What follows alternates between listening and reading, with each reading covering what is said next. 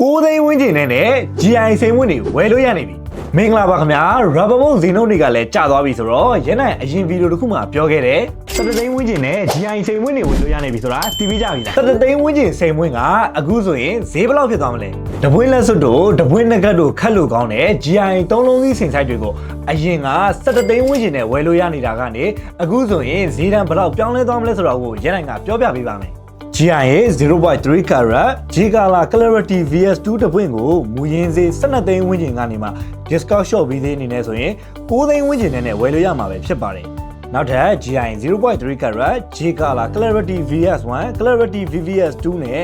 I color clarity VS2 အပွင့်တွေကတော့မူရင်းဈေး73သိန်းဝန်းကျင်ကိုမှ discount shop ပြီးသေးအနေနဲ့ဆိုရင်10သိန်းခွဲဝန်းကျင်နဲ့ဝယ်ယူရရှိနိုင်မှာပဲဖြစ်ပါတယ်။နောက်ထပ် GI 0.3 carat I color clarity VVS2 clarity VVS1 နဲ့